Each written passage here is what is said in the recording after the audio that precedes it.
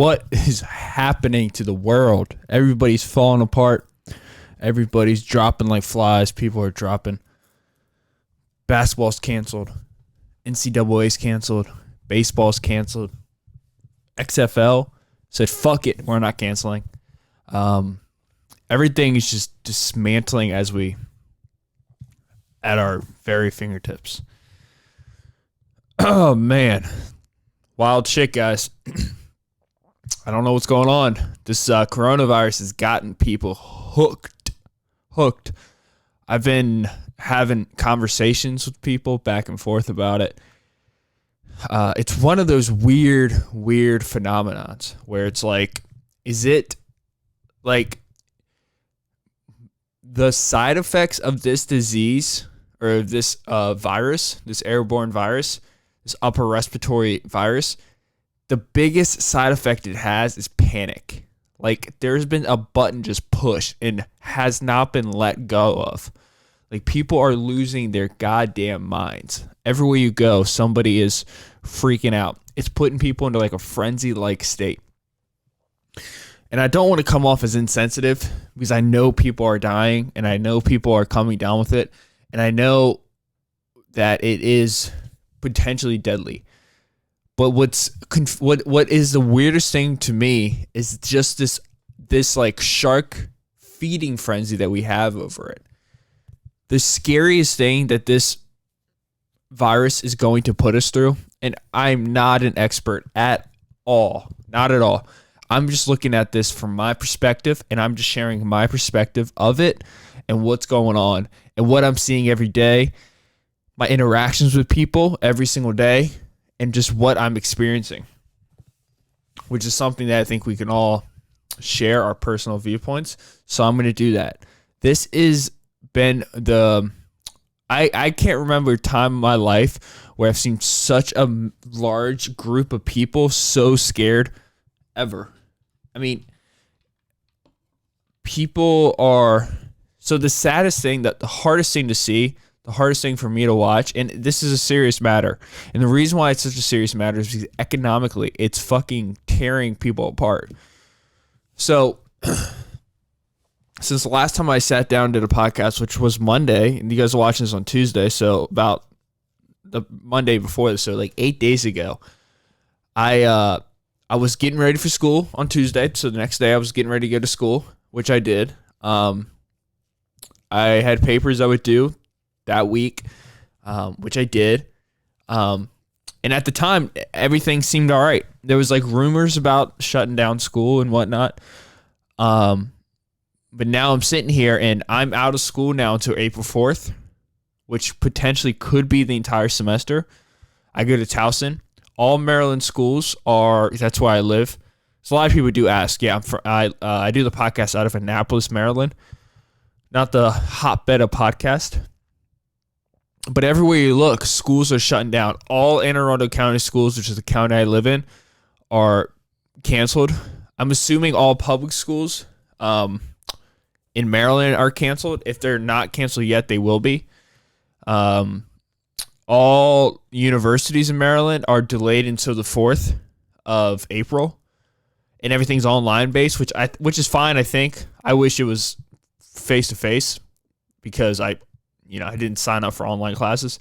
But I understand you have to take precautions so it doesn't keep spreading. And like, for example, my girlfriend's school, Virginia Tech, they're shut down the entire semester. Everything is online now.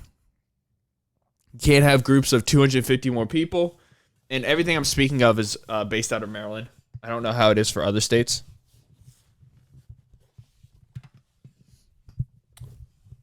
So no gatherings of people. All sporting events, all high school, shut down. The Port of Baltimore shut down. And the stock market it was plummeting. Like, we hit all time, like, I think we hit a record of dropping the most points within like a matter of minutes. It's weird to watch because, and by the way, everything I'm saying, I'm not taking away from coronavirus.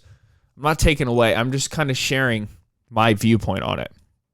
It's really weird to watch because it's not like we're dealing with the plague or we're dealing with like a human skin-eating bacteria we're dealing with something that is easily transported from person to person because it's an airborne disease. So it's a respiratory. So you get it from breathing in water, infected water droplets from people, right? So it's such an easy thing to catch. It's not hard at all. All you have to do is breathe it in. So obviously, where there's a lot of people, there's going to be an increased risk of obtaining this virus. But it doesn't seem like it should be so insane. It doesn't seem like it, but it is, because it goes to show the power that social media and news has and media has on us, on the people. You know, something that started off as just coronavirus in China, I think Wuhan, China, is now an international phenomenon that's putting people out of work, shutting schools down. It's making, so I think like 25% of the world or the country doesn't have paid leave. So the parents who use school as daycare, they don't have paid leave, so they are forced to take off work to watch the kids without making an income, which, you know, if in the public school system, that's predominantly lower class people. So it's like, it's hurting so many people, and it's over a cold-like sickness. You know, that's something that is killing people. And it's weird. You can't even say that because people think you're insensitive, but I don't think you are. I don't think I'm not insensitive to it, because the numbers show that it is very unlikely you pass away. And the older population is who's really suffering the most. And I think it's good to be aware of it, but I honestly, it's sad that it's taking on such a fucking aggressive right hook to everybody's faces, because you're seeing the side effects of it. You're seeing people really struggle, and it's hard. And you wish somebody would come out and say, everybody calm the fuck down. Like, I don't understand why nobody's coming out and say, hey, guys, calm down. Everyone just relax. And you don't, and if you have any type of like power, if you're any type of person in the government, like if the president came out and said, everybody just, maybe not him, because people would think people dislike him a lot.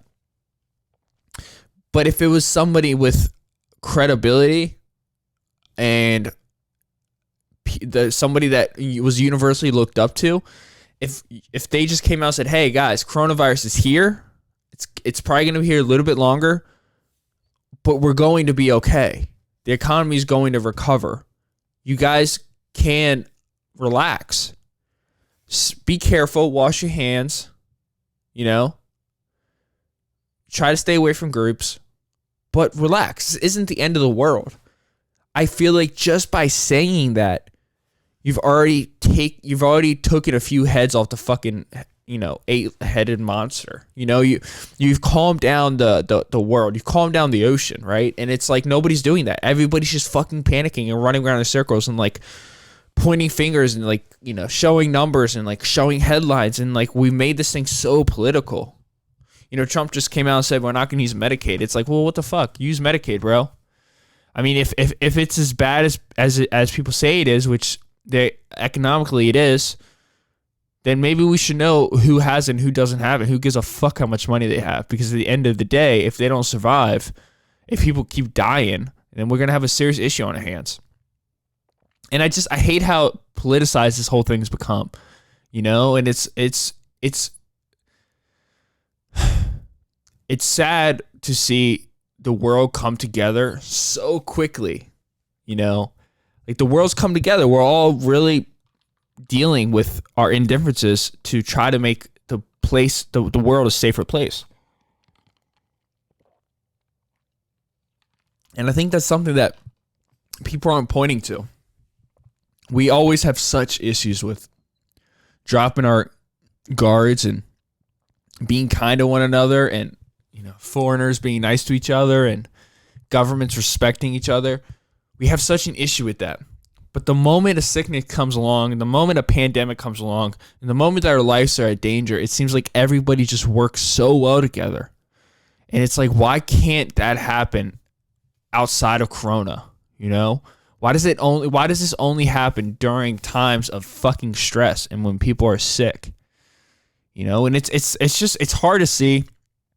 And I know it will pass. I know in 3 months, 4 months, hopefully 4 months at the max, it's settled down a little bit and people are less panicky. I think we have a solid 2 weeks of panic left. And I don't know how much more the stocks are going to drop. I mean, they dropped 27% from February 12th, which I think they were the highest ever. And I don't know how the supply chain's all fucked up. You know, it starts from the bottom up, you know. I mean, you got to think about just a simple, you know, somebody who works at a cleaning service and they don't have time, you know, they don't have paid time off and they have an 8-year-old kid and a 15-year-old kid. They can't go to work because they got to stay home. And if they don't go to work, then that means they're not driving to work. You know, they're keeping their kid home, so they're not using gas. You know, so they're not putting money into the gas stations, which puts money into the economy. They're not out there buying stuff during the day they're at work, you know, because they're just going to be home all day. They're not making money to put back into the economy, to buy clothing, to buy food for their kids, you know, going out for entertainment. That's not happening either. So the money's just not going to the economy. People are just holding their money and they're holding themselves, which I think is good. You know, I think it is good that we all take care of each other and that we are protective. We're not selfish and out there spreading the disease or the virus, because it's not a disease. But at the end of the day, I just wish people, even if you could like hear me, and even if I have somewhat of impact, this cactus is fucking dying. I gotta put some water in it. Just if somebody, and like I said, even if it's just coming from me, just everybody just take a step back, take off the shoes, and just breathe for a second. Just breathe, you know, it's going to be okay. Like, this isn't the end of the world, right? We don't have people like Ebola, people fucking bleeding from the goddamn eyeballs. If anything, that would have been the end of the world. You know, it's going to get under control. And I think another thing is very, very fucking important to push here, and really for people to understand. We have to stop being so anti-vaccines. We have to stop that. You know, they're going to get a vaccine for this, right? They're going to develop a coronavirus vaccine, and it's going to save lives, right? We're going to be able to develop a vaccine after this. So potentially if there's an outbreak again in a year or 10 years or 20 years, we take this vaccine at a baby's birth or whatever, or once a year, whatever. We can treat it like the flu shot. And look, I'm a hypocrite. I have to get the vaccine. I didn't get the flu shot vaccine this year. Why? Because I don't know. Like, I didn't get the flu shot vaccine this year because I didn't think it worked, and I got the fucking flu. I'm a fucking idiot, and I admit that. But we have to all start being more careful, right? They're gonna come out with a vaccine, and we need to take it. We need to fucking use it. And there's going to be crazy people out there who start spreading these rumors how vaccines are the fucking devil's work and how they're the worst things to ever come to the world and how they're just a conspiracy theory to control people. And like, fuck you in that bullshit. Like, the reason why we don't all suffer from measles is because of the vaccine. You know, it's like there is science. It's like, just as much as you use your iPhone, just as advanced that fucking computer is, that little handheld computer, the same advancements has been made medically. And there's no studies to show that what anti-vaccine people push are actually proven. You know, they've tried thousands and thousands of studies, and you can even say, and then the conspiracy could get deeper. Well, those studies were funded by blah, blah, blah, blah, blah, blah, blah. But then independent studies don't show any positive correlation between vaccines and other of these crazy assumptions being made by people. And as much as I think that this is blown out of proportion, because it is blown out of proportion, and at the same token, I truly believe this is a time for us to put our differences to a side and really start, possibly, maybe as a world, start realizing we're all humans and we all have our different viewpoints, but maybe we could try to work together a little bit more efficiently, because goddamn, we do it pretty well when there's a potential for everybody to get sick. We do a damn good job when we have to, but we do not do a good job when we don't have to. And I think moments like this are very important for human civilizations. They kind of put people in check. Just like if you're somebody who is, if you're doing well at your job, you hit a point where you're not doing well, it puts you in check because maybe you were getting lazy. Maybe you're starting to cut corners, but you're still really good at your job. But fuck, man, you really fucked up that one. You forgot to put in the order, and your boss is pissed off at you. Doesn't mean you're a bad employee, but you slammed on your brakes and you checked yourself. I think this is the best thing that is going to come out of Corona. A vaccine so we don't get it again, so we don't suffer from it, and the ability for us to kind of really check our egos. And maybe as a world, we can treat each other like a world and not like 206 different worlds, but just different countries with different cultures and different viewpoints. I really hope so. I really hope so. Otherwise, this Corona is just chaos. It's fucking utter chaos. And I talked about my 2 podcasts ago with 3. I don't know what it was when the Corona first started. And yeah, I was just throwing conspiracies out. Like, I don't believe in them, but it's interesting to like talk about, and I still believe they're interesting to talk about. But this podcast isn't too much about Corona. This podcast is more or less about what we can take away from this thing, which I think that is so much more important than what it has what it has implemented on us, But it's crazy to see all these fucking closings. I mean, a baseball season is going to be delayed by 2 weeks, which I don't think people really care about too much. But the NFL, they're talking about delaying their start of their whole season, not like playing football, but whatever that means.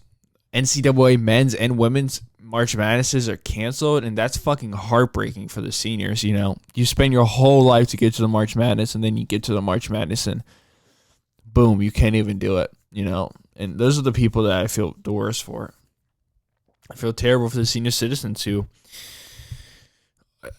they are already on their deathbed and they're already trying to fight every disease that they're aware of, and then boom, this one comes along and just fucking croaks them out, after not even being aware of it, and that's sad to see too, and like not having any way to get rid of the sickness. There's no vaccines right now. There's no medication right now for it, and the symptoms are so benign. Like the symptoms are pretty much just the fucking allergies. I mean, the symptoms are pretty much allergies, period. I mean, and then so like, itchy runny nose, sore throat, severe cases, like severe cases, if you look at the numbers, which are pretty low, are trouble breathing, delayed breathing. But like I said it, and I reiterate it again, the scariest thing that this thing has done is put people into fucking chaos mode. It's insane to watch how quickly the tide can just turn from everybody just going to work and, going to school and everyone just complaining about the same bullshit every day to everybody just locked inside their fucking house, just taking cover. It's fascinating to see. If I was the anthropologist, this would be a really interesting time to be studying people. It's made people more aggressive. Like I know with some of the interactions I have with people, wherever it is, people are very aggressive. People are like pointing fingers like, did you wash your hands? It's like, yeah, I did. I did. I washed my hands. Like, yeah, we're good. Did you? Yeah, yep. Use hand sanitizer. I did that too. And like people are like buying like excess amount of toilet paper, and I think maybe that's because you can't go out. I think that's why. But it's. I was listening to a podcast with Joe Rogan. He had a guy on, I think Michael Osterbaum or something like that, and he brought up this very, very good point that's slipping my mind as I speak right now. Oh yeah, he brought up this very, very solid point, which is something I think we could all take away. Is that this shows just how unprepared we are as a country, as a world, for any type of disaster. We don't even have enough supplies to keep the hospital stocked, to keep people stocked. We should take away a lot of things from this. We should take away a collective agreement to be nicer to one another, because when we need one another, because when we need to be, goddamn, we are. We should understand that we can all work together because we're doing it. And we should also understand that we need to be prepared for anything that does happen. Because when we do have this many billion people in this world, it's a real fucking threat that one bacteria that we don't even know about could take us all out. It's a real threat, and we suppress natural evolution as much as we can as humans. That's the whole purpose of us. That's the reason why we're at the top of the food chain. Why are we at the top of the food chain? Because we kick ass at suppressing natural evolution, right? If you're born with a mutation, we can fix it, right? If you get the flu because you have a weakened immune system and you don't eat as well as somebody else, well, hundreds, thousand years ago, you've been fucking dead because you didn't eat the foods that your body needs. But we have medication, we can protect that, and we can take care of that. We're extending life and blah, blah, blah, blah, blah, blah, blah, blah. But I think we really need to get back to, I don't know what my point was. But to be prepared for things, because we can only suppress natural evolution so much until that motherfucker says, hey. So Darwin wakes up from the grave and says, what's up, motherfuckers? What's up, humans? You guys have messed up. I'm going to take all y'all out. Here comes evolution. Boom, natural selection. All the fat people are dead. All the fucking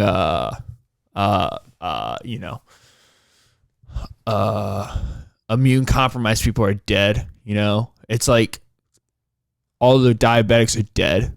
It's sad. It's like fucking disgusting to even say. But the truth of the matter is that there is bacteria out there that is 18,000 times stronger than us stupid humans. Dude, bacteria can kill us without even having muscles, bro. And we think of strength as muscles. Like, what the fuck? Like, even our definition is crooked, right? Like, if you see, like, they say this coronavirus, I don't know what it's even called, something 19. It came from a fucking bat, bro. Someone ate a goddamn bat. There's people out there just eating, they call it bush meat. If you look it up online, there's just these, what do they call it? Food centers. God damn it. Markets. There's open air markets in Asia where it's just fucking every type of animal just stacked on top of each other. And it is disgusting to see. It's so foul to see. But that's the world, right? That's the world. And it's like, if people are eating dead bats, ripping their goddamn head off and like frying their thigh bone, yeah, people are going to get sick. And it's like, those are the parasites that don't play around. They don't play around. They've been here for billions of years, and they're not going to let us stupid advanced chimps beat us. They're going to kick our ass like they always have. And, that's something that I think we all need to be aware of. Besides that, man, it's been a crazy week. I actually, like I said, I'm going to be out of school. So hopefully there's going to be podcasts up every Tuesday and Thursday, and the consistency should be a lot higher now. But besides that, the world's just, everything's fine. Everything's cool. Everything is all right. People seem like they're nicer to each other, a little bit aggressive, but understandably because they're paranoid.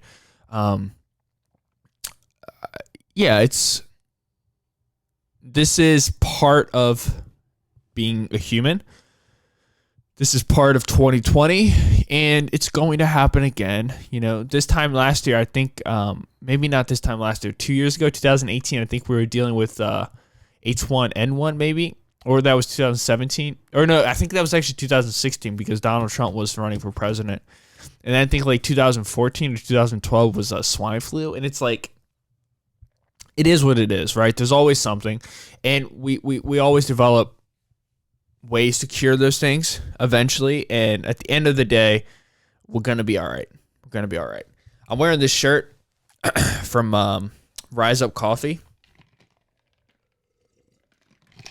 and I don't think they're watching, but I would love for them to be my sponsor. I'm just kidding.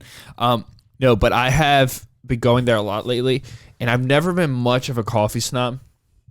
I've never been somebody who complained about coffee until I I've been drinking a lot of their coffee. I get Americanos. I usually get hot Americanos, or I usually get like a cold ice drink there, and on the way out I get a hot drink. So they're usually both about like the tallest ones, the largest ones.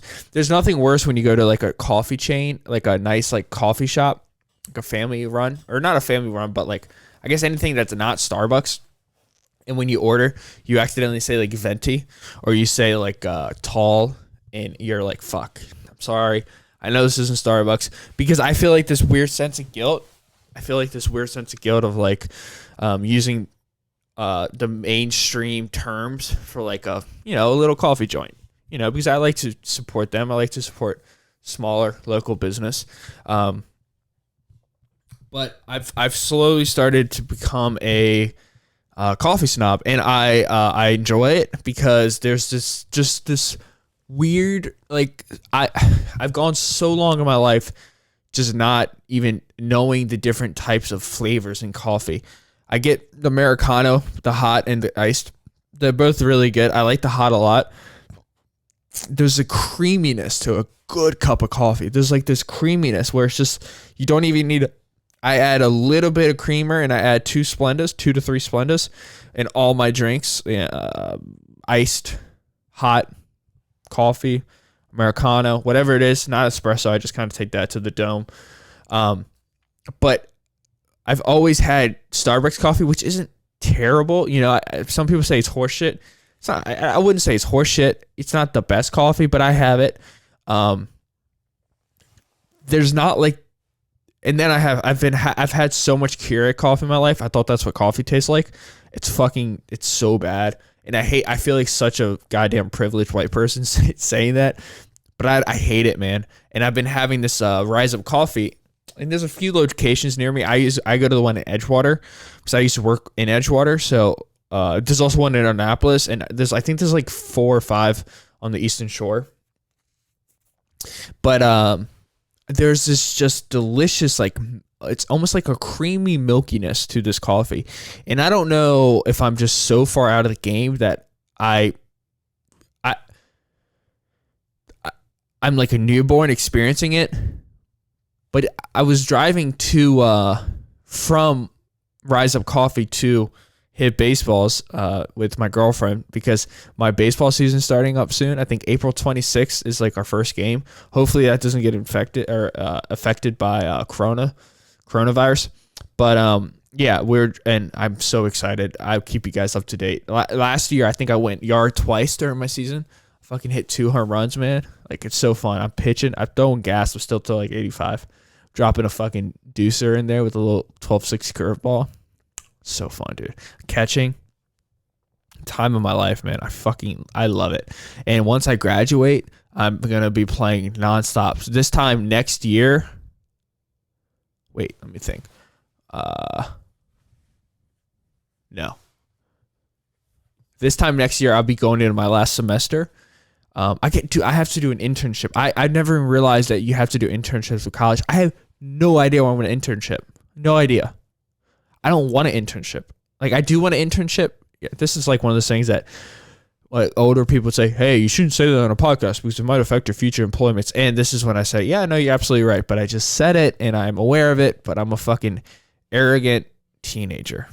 Not a teenager anymore. I'm a full-grown adult. I'm 23 years old. I feel like a child, though.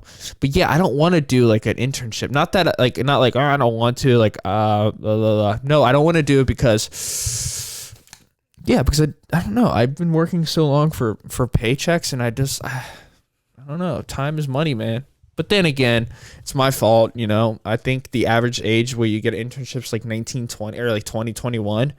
At that age, it probably would have been different. I wouldn't mind like sacrificing my time to hopefully get paid better in the future. But then again, I have no fucking idea what I want to do. I went from coffee to baseball to internships. Like, that's how you got to understand. That's how I work. That's how my brain functions all day, just like that. And that's why it's so hard for me to like get tasks done. So when I'm doing tasks, I really got to like fucking focus hard. But yeah, so there's just this milky creaminess to coffee. And I highly recommend for anybody who's out there, go out and get yourself a nice cup of coffee, a quality cup of coffee. Skip the Starbucks line.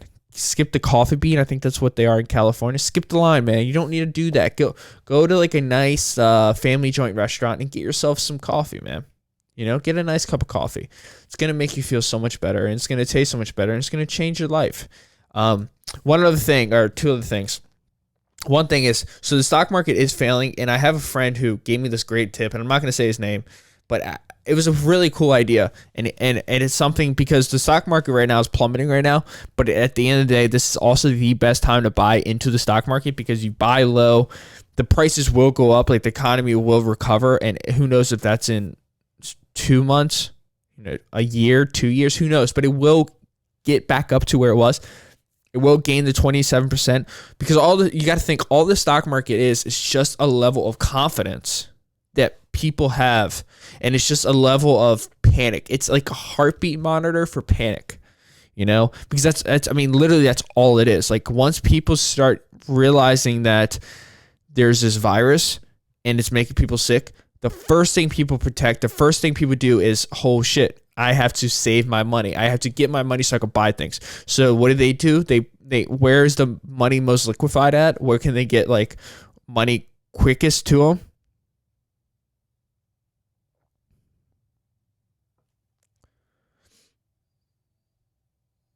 Sorry, 1 second.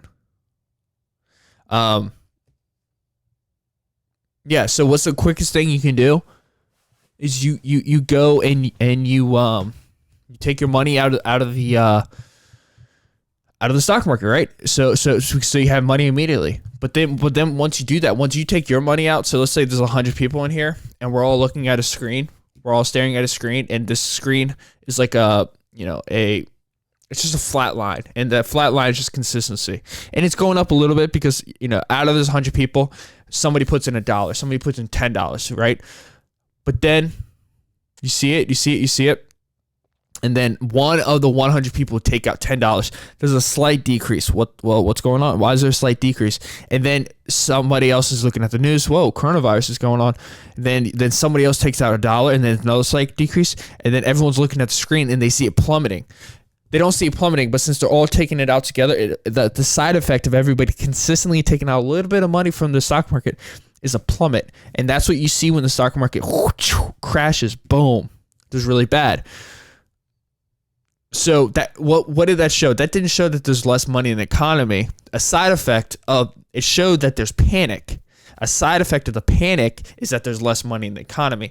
So at the end of the day, to get the stock market better, you have to build trust. So it's almost like one of those things. So once the coronavirus does get better, once we have it under control, once someone comes out and says, "Hey guys, everyone relax," then people might start throwing in $1 again, and you're going to see it come back up and then go back down. But it's going to eventually level off again. But he gave me this really good tip. Let's say you have $1,000, and coronavirus came out 10 weeks ago, and you see the stock market just started to take a hit 10 weeks ago.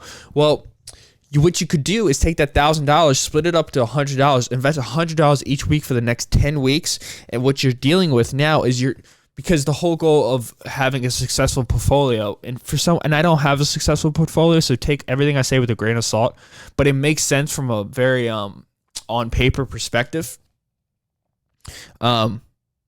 What you can do is you just put in $100, buy $100 worth of stock each week, so that way you're hitting the low point each time as it's slowly plummeting.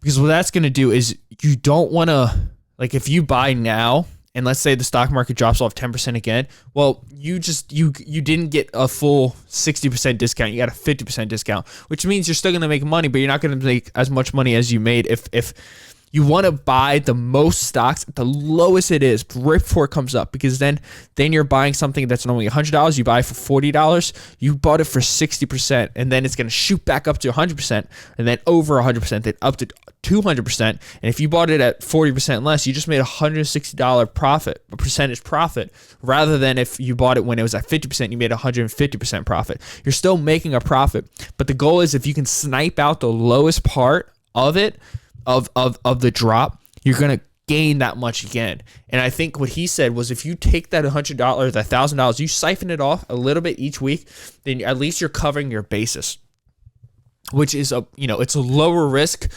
potentially higher reward.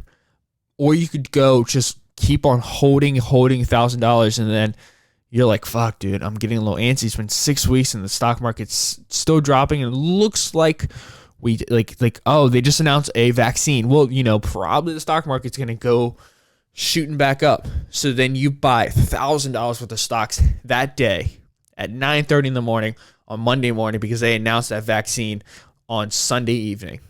So you buy as much as you possibly can right there. Boom, you cover it all. Vaccine comes out. Breaking news on Monday at noon. Vaccine has shown that, on Wednesday, the vaccine, the stock market's gaining. So you're like, fuck it, cool, got my money. And then on Wednesday, the vaccine that has been placed into public cycling and people are using has shown to have negative side effects. And it also has shown not to cure coronavirus in all ages and all genders, only males that are between 16 to 38. And then boom, you have the stock market crash again. And it crashes, this time it crashes even lower. But you bought all your stocks before because you can't sell your stock because you're not going to make a lot of money. So it's just kind of one of those things where I think it's a brilliant idea and he's a brilliant guy and it's really smart and I wouldn't have thought of it. But yeah, I thought it was fascinating. And yeah. And one more thing and I'm going to get going. It looks like I got to run up to Virginia Tech today to help my girlfriend move stuff, which is fine. I love spending time with her. What was I saying? Fuck. Oh yeah, I woke up. So on Fridays I get up at like 4:30 and I train to about 6:30. I get home around 7 and I sleep till like 8:30. I had this fucking crazy dream on between 6:30 to 8 o'clock where I dreamt of myself reading a book. I went to bed and I was tired, but I wasn't too tired because I had a Bang energy drink right when I got up at like 5:15. So it took me a while to fall asleep. And I read a book in my dream that I've never read before. And I can't even remember what it was.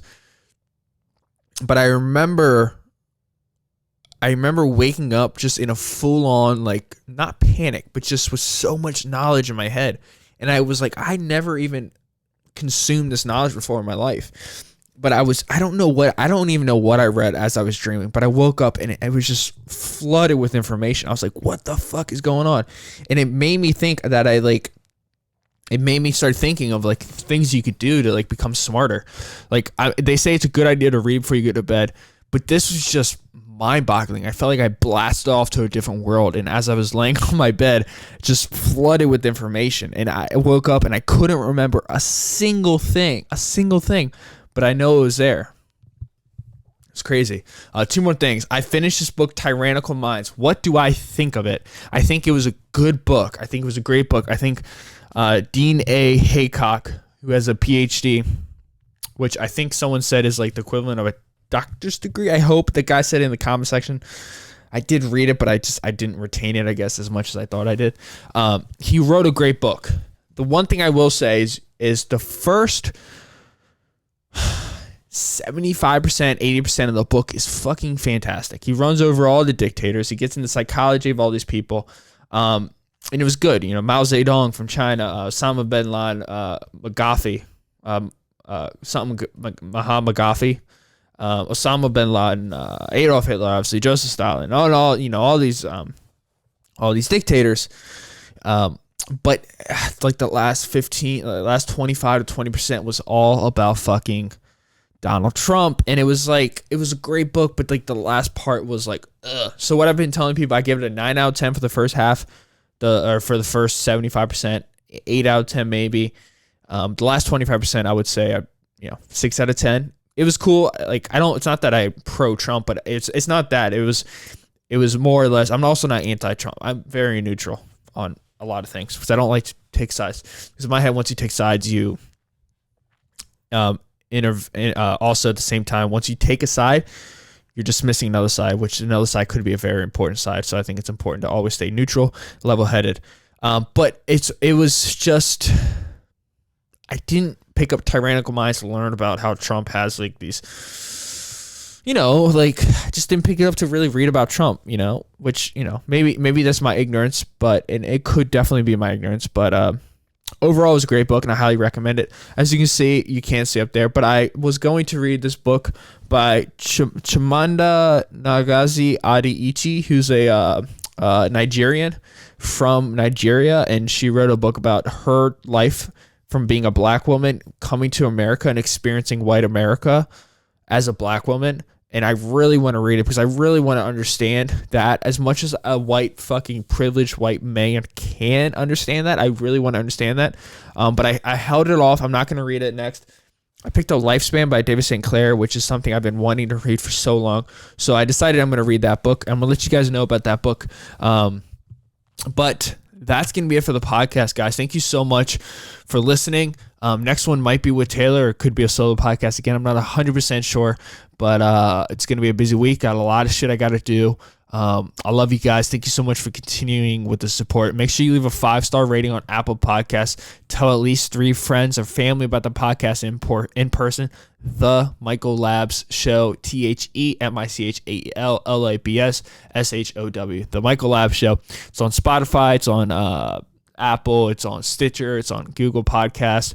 Also, if you guys are watching on YouTube, please like, subscribe, and hit that notification bell. Thank you guys so much. I love you. Thank you for the continued support. I'll catch you guys in episode 72.